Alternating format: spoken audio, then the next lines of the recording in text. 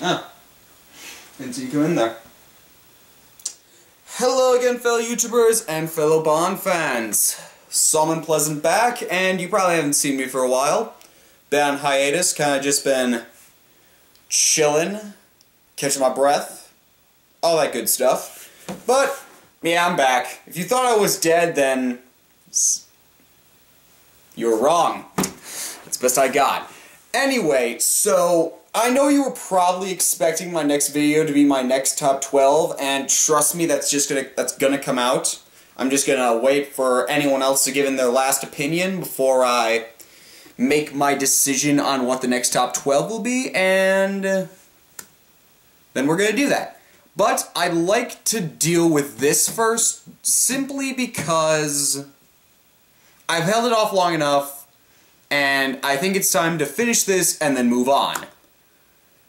So, if you haven't been informed by the title, this is my overall ranking of all 23 Bond films. And just a disclaimer right ahead, when the next Bond film comes out, I think that's in like next November or something, or whatever. Whenever any other Bond film comes out, I will review it, and then I will simply just like say how the song works with the rest of the songs and what place I would put that in, same with the movie. And I will do it like my other Bond reviews, except it just won't be in this specific overall ranking, because I'm not going to make another ranking video. This is the only one. Any other Bond movies after that, I'll just throw it in where I think it should go. So, I probably talked enough, as you people have clearly told me I talk too much. I listened to the comments. Without further ado, got my cheat sheet here because I'm terrible and haven't really prepared. Let's just go right in, and yeah, here it is. My overall ranking of all 23 Bond films. Number 23, For Your Eyes Only. I have gone on about how I am bored with this film a lot whenever I watch it. It's one of the most boring ones out of the Bond films. I find it boring. I know it's critically acclaimed. I know a lot of people like it. I know a lot of people like the song, which I'm just going to throw out right now. I'm not comparing the songs. I'm comparing the rest of the film. The songs are their own category, which you should watch. I'll put a link in that below. But, yeah, I'm just not the biggest fan of this one. This one bores me a lot. It just does. So, yeah, if you really don't like this at the bottom, deal with it. That's just my thought. Number 23, For Your Eyes Only.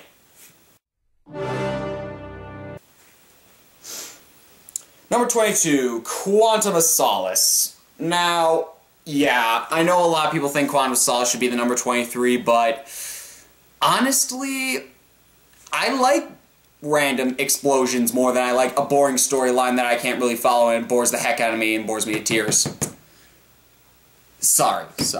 But anyway, yeah, I understand, though, that this film has its problems. I understand that. And I'm fully aware that it is not the best Bond film. I would watch this over Your Eyes Only, though. Why? Because it has explosions, that's why. And it has some good action scenes at least. For Your Eyes Only, it almost has no action scenes that I seem to remember. See, I can remember Quantum of Solace more than I remember For Your Eyes Only. So, yeah. That's pretty much why. Number 22, Quantum of Solace. Number 21, Thunderball. Yeah, I can't protect the rest of this film like I can protect the music for it, because the music is fantastic, but yeah, the rest of the film is boring a lot. I would watch this over the other two just because you got Sean Connery, who's trying his hardest in a film where a lot of the setup is boring, a lot of it's very anticlimactic, it's not that action-packed, but he's trying. He's at least trying. And it still is kind of fun to watch. It's one of those campier of the Bond films, but I just have a nice soft spot for Thunderball. I like Thunderball. It's better than that crappy remake that will never be mentioned and will not be put on this list because it's not an actual Bond film. Ugh. Yeah, number 21, Thunderball. Number 20. Cheating. Number 20. The Man with the Golden Gun. Now, the only reason I like this one more than Thunderball, because this one I remember being kind of hard to follow too, and this one not having a lot of climactic scenes, but at least the final showdown with Roger Moore's James Bond and Scaramanga, played by, what's it, Christopher Lee? I can't remember. The guy who's Count Dooku. Yeah, the climax with those two is still a pretty good climax, to say the least, and it's a pretty good ending fight scene, if anything, so yay, you get points for that. But in all honesty, yeah, I would watch this over Thunderball just because it's a little bit more exciting, but yeah, it's still pretty low. And what else can you say? Number 20, The Man with the Golden Gun. Number 19, Casino Royale. Now, a lot of people might hate me for this, and I can totally understand why. Casino Royale has been considered one of the best reboot for the Bond series. And a lot of people say it's better than Die Another Day, but in my opinion, I'm not the biggest fan of Casino Royale, simply because, first, it's our first introduction to Daniel Craig, and at first when I saw him, I'm like, that's not James Bond. That's a blonde guy. But as I watched it, I started to like it a lot more than when I first went into it, and that opening theme is just amazing. So it does help lighten the mood with that one, and you got an awesome opening theme like that, but the only reason I put it low on the list is because it's just not my personal cup of tea, and granted, it is trying to give the origin story to Bond, because Casino Royale is the first actual Bond novel, so, well, that's what happens when you film stuff out of order of the books, but oh well. But yeah, nothing else, it's just not my personal favorite. Nothing necessarily wrong with it, it's just not my personal favorite. Number 19, Casino Royale. Number 18, On Her Majesty's Secret Service. Oh, this one. This one could be so much higher on the list if it weren't for a couple of things. One, George Lazenby. You are one of the Bonds that a lot of people don't like. You're only one, nobody knows who you are, and that's why nobody looks at this film. Second, well, yeah, it's just Lazenby. That's pretty much it. But in all seriousness, I really think this film could have been much better if Sean Connery was in it. That is my only gripe with the film, is that Lazenby is so wooden. If Sean Connery was playing this part, this film would easily be in the top 10. Maybe even the top 5 because of how good the rest of the story is. But considering you got Lazenby, he's the wooden anchor that drags the whole film down. So, yeah. Number 18, On Her Majesty's Secret Service. So sorry, Lazenby, so sorry.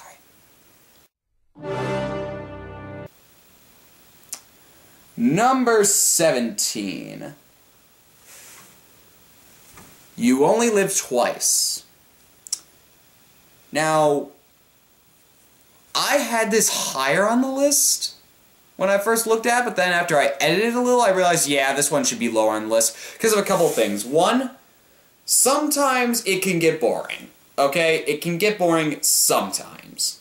But there are some good elements. Sean Connery is good as ever. The supporting characters, I think, do a really good job. Blofeld is awesome, and it's the first time we actually see him, which is pretty cool. The henchmen could be better, but what can you do? It's an okay setup. The whole plot is actually pretty good. It's just, again, this is one of those cases where there are a bunch of films I just would prefer to see over this one, and that's how I made most of the list. Which films could I see over and over? And this would be one that I could watch a few times and be like, okay, done. So, yeah, number 17, You Only Live Twice.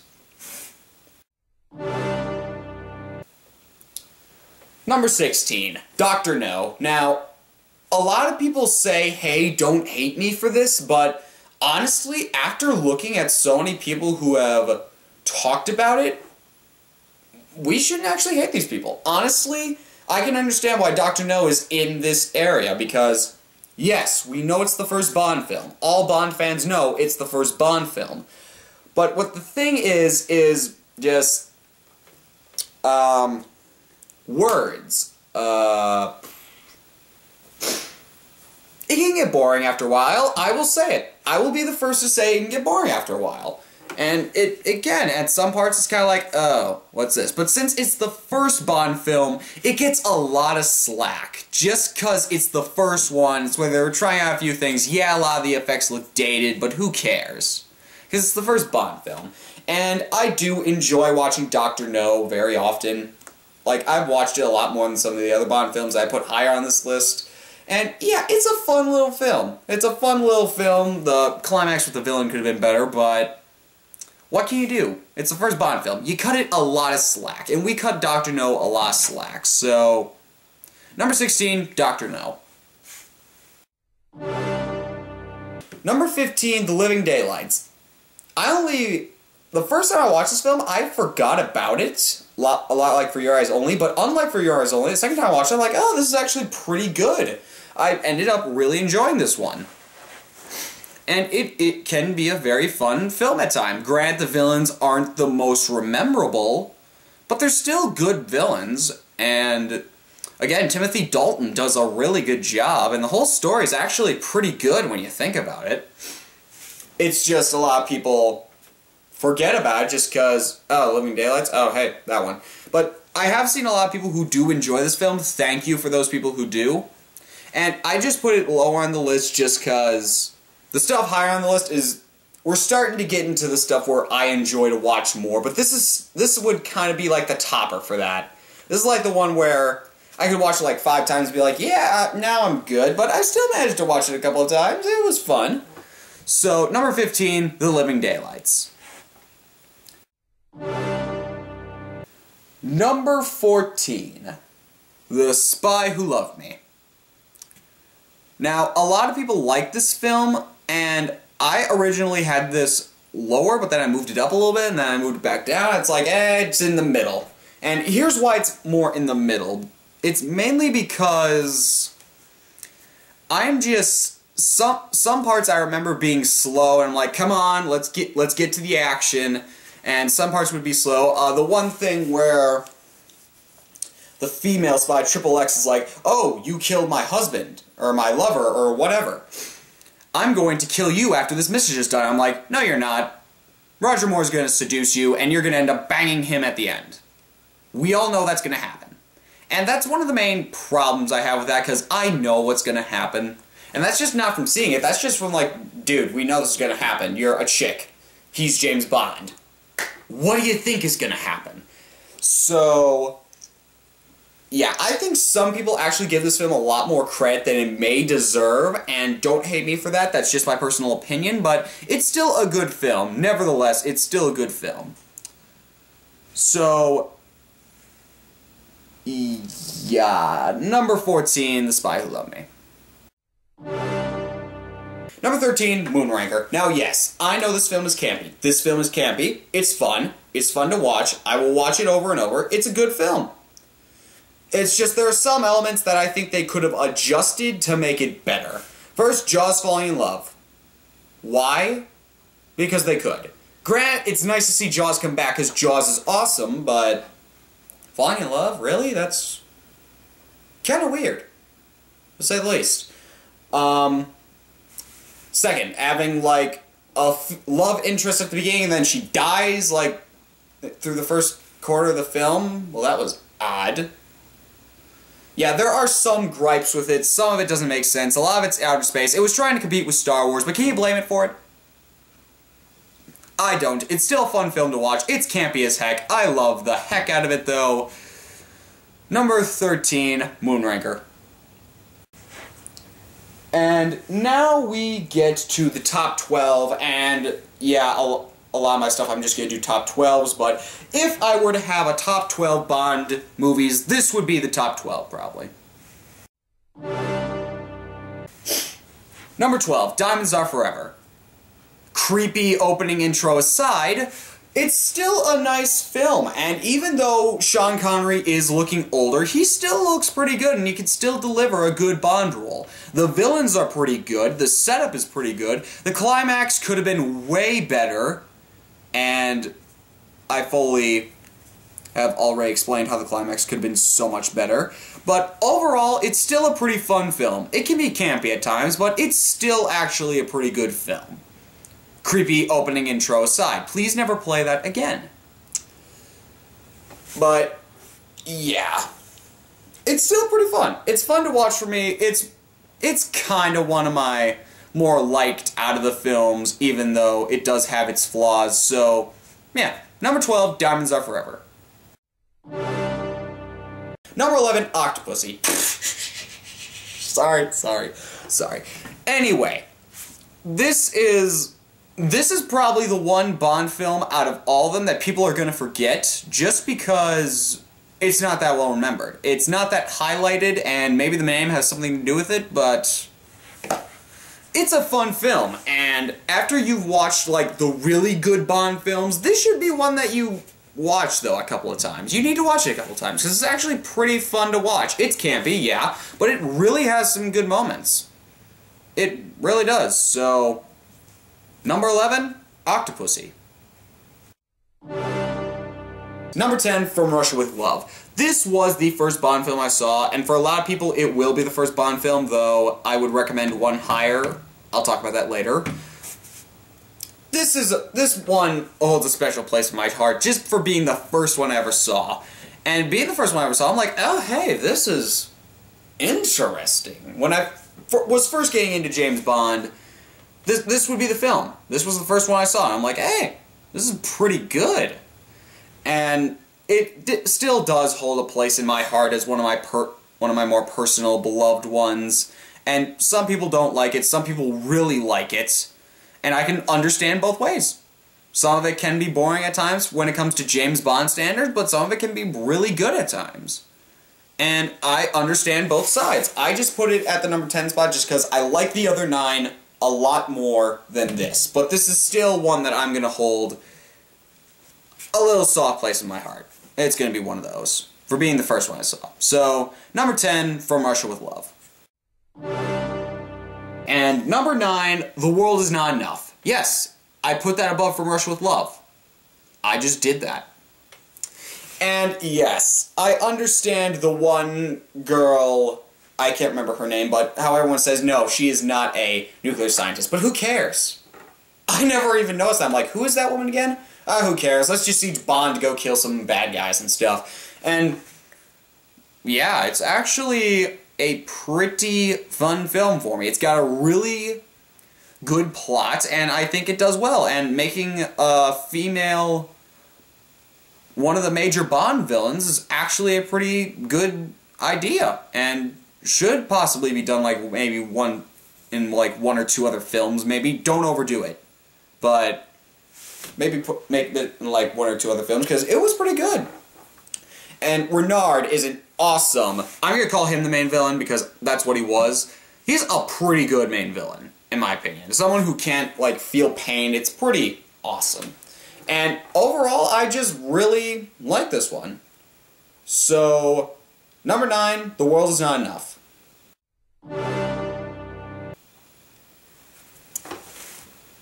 Number 8, License to Kill. Now, a lot of people like to push this one aside, and I don't know why. I really liked this film.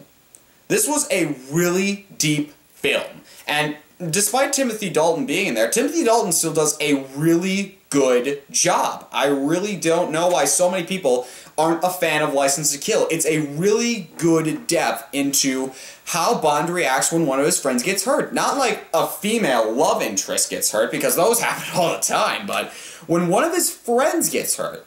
Like, it's Felix in this one, and granted a lot of people don't really give Felix much credit just because he's just kind of the staple American in most of the films. It's really dives into how Bond feels about his friends, and what would happen if one of them got hurt. Like, imagine instead of Felix getting hurt, it would be Moneypenny. What do you think he would do? he'd probably do the same thing he did in this film, and go out and kill everyone involved. And get his revenge. And this is a very good revenge film. And I just think it's overlooked a lot. So, number 8, License to Kill. Number 7, A View to a Kill. I'm kinda glad, I believe this was Roger Moore's last performance, and yeah, that kinda works because Roger Moore was starting to look a bit old and we needed somebody new. But this was a good one to end him off on, and Christopher Walken as one of the villains is just so much fun. It's Christopher Walken. Can you really, dislike that guy? I can't. And it's awesome. It's a fun setup. It's a really fun film. It's campy at times, yeah, but who cares? It's still a pretty fun film. The climax on the Golden Gate Bridge is pretty good to watch. It's a good film where it's like, hey, what's a really good Bond film that I want to watch that's really campy? View to a Kill. Here you go. So, number 7, View to a Kill. Number 6, Tomorrow Never Dies. Now, when it comes to Tomorrow Never Dies, at first I thought, this should be low on the list, but I thought, this is a pretty fun film to watch. It's got an equal amount of campiness and an equal amount of action and depth in the story. It's got a really good villain plan. It's one of my personal favorites out of the villain plans. It's just like, wow, that's actually a really good idea. I don't think anyone would actually really catch on to that. And just the overall story is really good. Pierce Brosnan does amazing, as usual. And I just have fun watching Tomorrow Never Dies. It's one of my more favorited, I guess you could say. I guess that's why I put it so high on the list. Yeah. Number 6, Tomorrow Never Dies. Ooh. Alright, we are in top 5 territory. These are my personal 5 favorite films that I will watch over and over and cannot get enough. These 5 are, in my opinion, the best out of the Bond films. So, let's just start off with number 5, Live and Let Die. Now, this one is the only one I really like with Roger Moore. Roger Moore has done a great amount of Bond films, and he does a great job as Bond. This, I think, is his best, though. This is where Roger Moore is at his best. Just going up against a bunch of villains, where actually, this is actually the first film where we had black villains. Thank you for finally putting some other races into this. Thank you. And it does a good job. It's got a really good feel to it. That opening theme is amazing. It's just... it's awesome. I have a lot of fun with Live and Let Die. I have a lot of fun with it. So, number 5, Live and Let Die. Number 4, Die Another Day. Yeah, I like Die Another Day. It is one of my personal favorites. You could say it's a guilty pleasure if you want. I think it's fun to watch. I don't care what some people think about how bad it is. Part of me doesn't even really get it, because what's wrong with it? Yeah, that one CGI moment where Pierce Brosnan's surfing on a wave. Ooh, I didn't really catch on to that. I'm like, oh hey, it's just Pierce Brosnan doing a Bond stunt. And honestly, Halle Berry as a Bond girl, you guys complain about that? I don't, not complaining about Halle Berry being a Bond girl. I don't see what's wrong with that. The villains are memorable. They're more memorable than some of the other films, like For Your Eyes Only. Do you remember any of the villains from that film? No. Well then, why are you trashing on this one when you clearly can remember some of the villains from this film?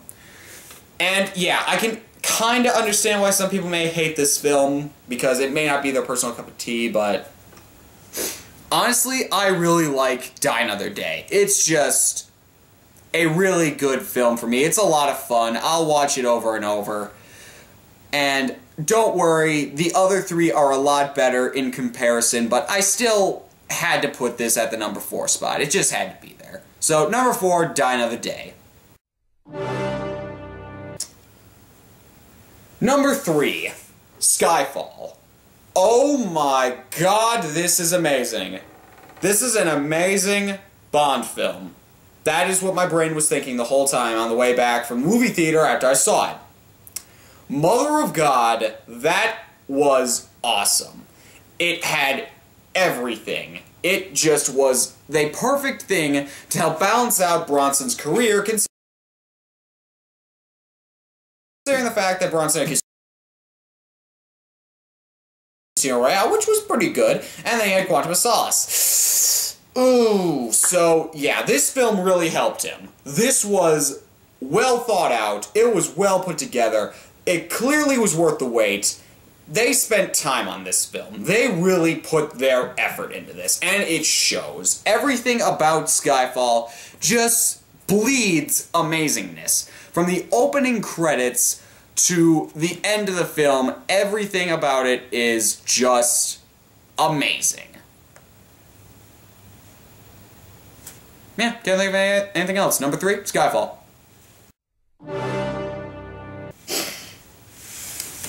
Number 2. Now, at this point, when it comes to number 2 and number 1, if you find out what my number 2 pick is, you're probably gonna know what my number 1 pick is. And number 1 and number 2 have been kind of clashing on which one is the better one.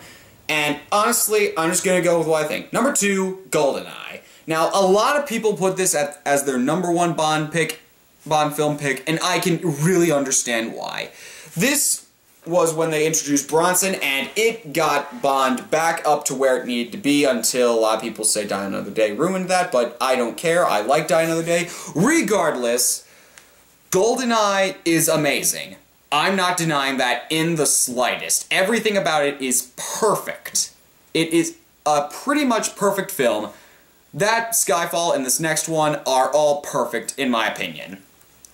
But I just thought that one was a little bit better than that. But, yeah, everything about GoldenEye is amazing. From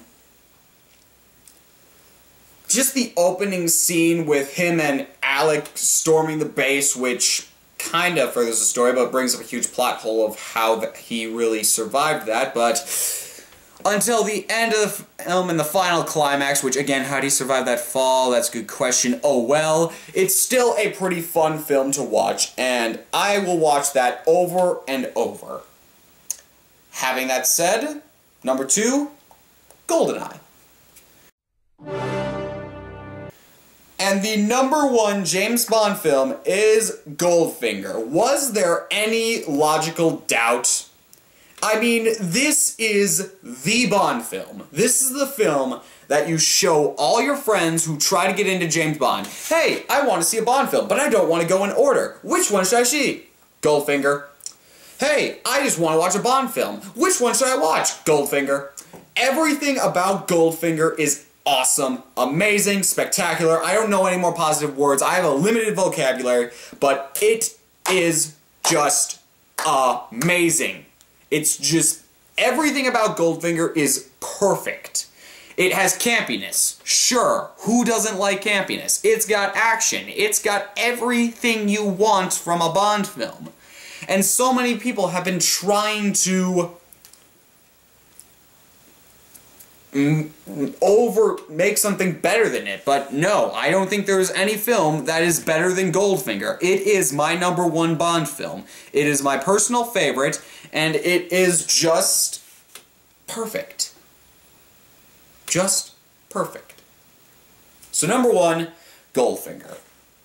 And that was my rundown of the 23 Bond films. And as always, with all my top 12s and anything else that I do, this is all opinionated. All this is not fact. You can come to your own conclusions. You can hate me for any decisions you want. You can thank me for any decisions you want.